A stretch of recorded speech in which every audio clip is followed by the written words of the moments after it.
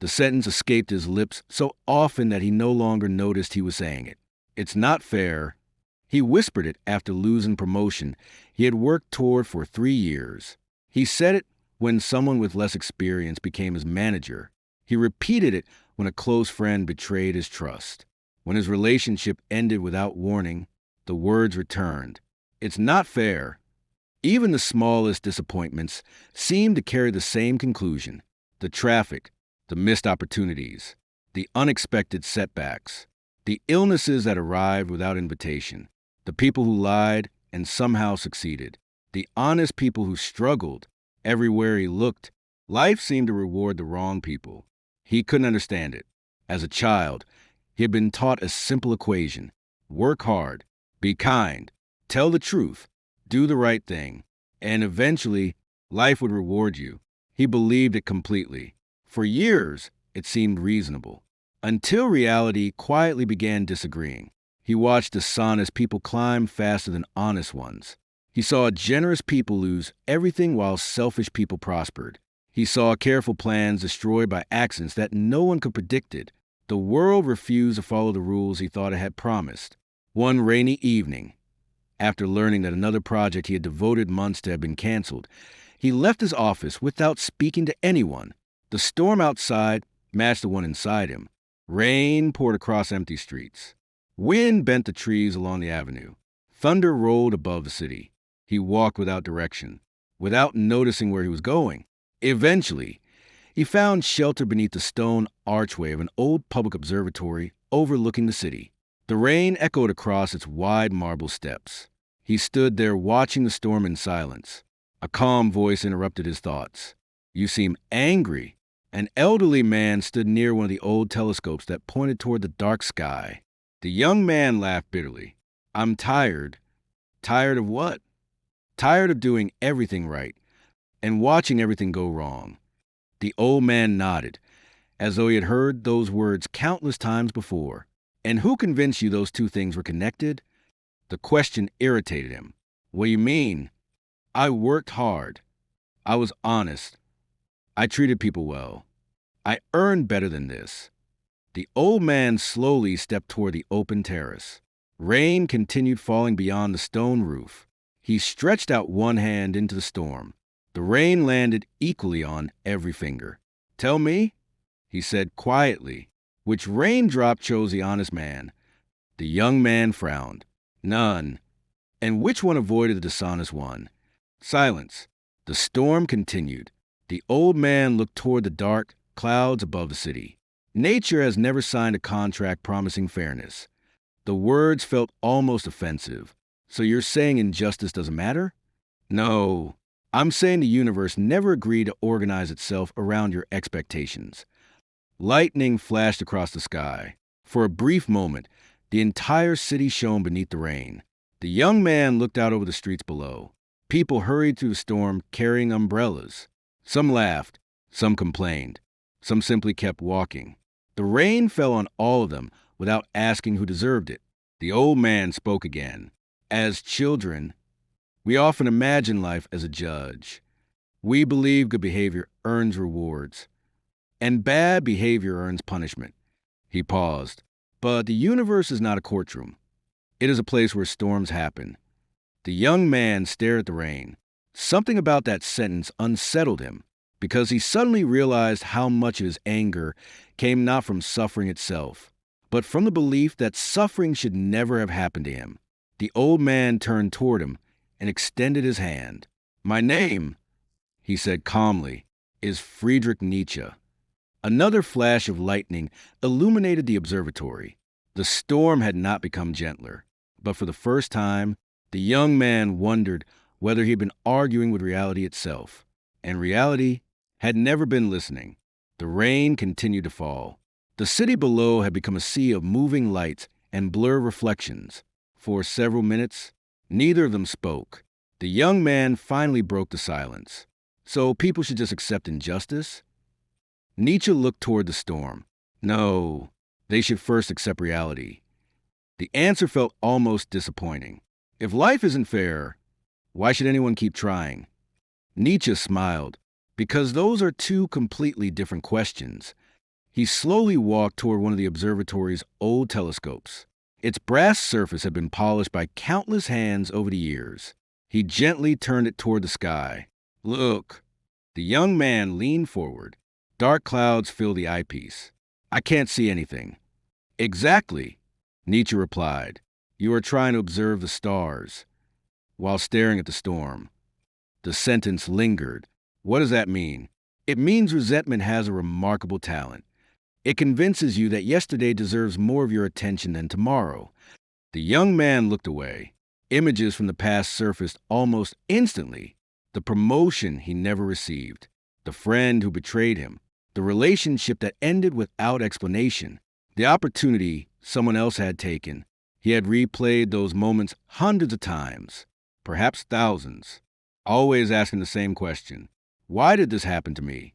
Nietzsche spoke quietly. Has the question ever changed the answer? No. Has it changed the past? No. Then what has it changed? The young man lowered his head. My life. Another silence. The rain drummed steadily against the observatory roof. Nietzsche continued. There is a difference between learning from suffering and building a home inside it.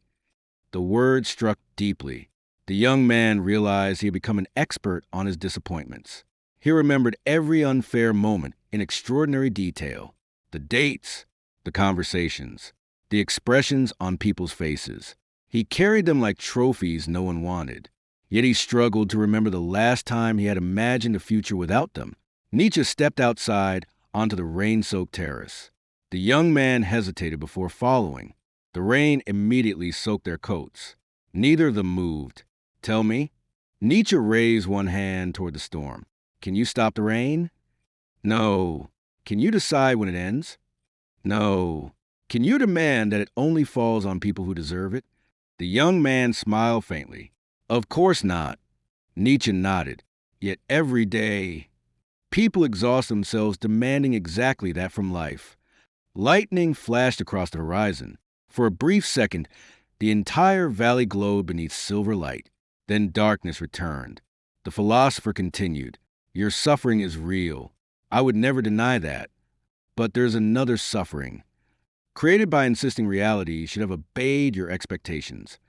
The young man felt those words settle heavily inside him. He thought about how often he had said, this shouldn't have happened. Perhaps that sentence had imprisoned him more than the event itself.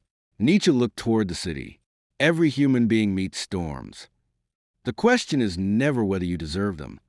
The question is what they leave behind. A victim or someone transformed. The rain slowly began to weaken. The clouds drifted eastward. Above them, a single star appeared to the opening sky. Nietzsche adjusted the telescope once more. This time, when the young man looked through the eyepiece, he could finally see the stars. The philosopher smiled. The stars were always there. You simply couldn't see them while demanding the storm disappear first. For the first time that night, the young man stopped asking why life had been unfair. A different question quietly took its place.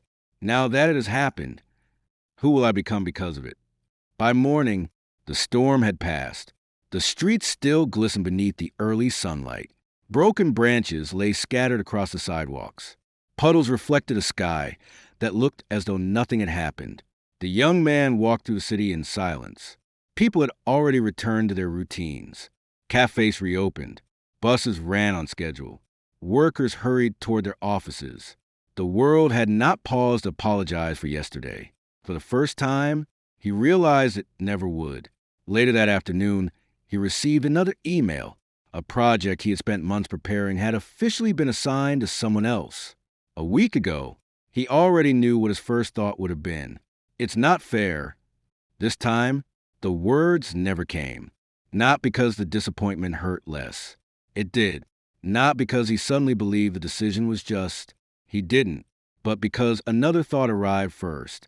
What is still mine to decide? He closed the email, opened a blank notebook. Instead of writing down everything that had gone wrong, he wrote a different question across the top of the page. What can this teach me that comfort never could? He stared at the sentence for several minutes. It didn't erase the disappointment. It transformed the direction of his attention. That evening, he returned to the observatory. The sky was perfectly clear. The same stone terrace overlooked the sleeping city. The same telescope pointed toward the stars. Nietzsche stood exactly where the rain had soaked him the night before. Without turning around, he asked, "Has life become fair today?" The young man smiled. "No. And are you waiting for it to become fair before you begin living?" He looked up at the sky. "No." Nietzsche finally turned toward him. "Then something important has changed." They walked slowly across the observatory terrace. The air felt lighter, not because the world had become kinder, but because he had stopped demanding that reality obey his expectations before allowing himself to move forward. The philosopher stopped beside the old telescope. People often believe strength means avoiding suffering. He gently rested his hand on the cold brass. But steel becomes stronger only after passing through fire. The same is often true of character. The young man remembered every moment he had once called unfair. The rejection, the betrayal, the failures, the unexpected endings. He would never choose those experiences. He would never pretend they were pleasant. But he could no longer deny something else. Every one of them had forced him to become someone he could never have become otherwise. For the first time, he understood the difference between asking, "Why did this happen to me?" and asking, "What will I do with what happened?" One question chained him to the past. The other invited him into the future. Nietzsche looked toward the stars one final time. Then he spoke. "Do not waste your life demanding that reality become kinder." He paused. "Become the kind of person who can face reality without surrendering to it." Silence settled over the observatory. The city lights flickered below like distant constellations. The young man looked up. The same sky, the same world, the same uncertainties. Nothing outside him had changed, yet everything inside him had found a new direction. As Nietzsche disappeared into the darkness, one final realization remained. Life had never promised justice. It had never promised comfort. It had never promised equal outcomes. But every sunrise offered something else. Another chance to answer the only question reality had been asking all along. Not, "Was life fair to you?" but, "What masterpiece will you create from the life you were given?"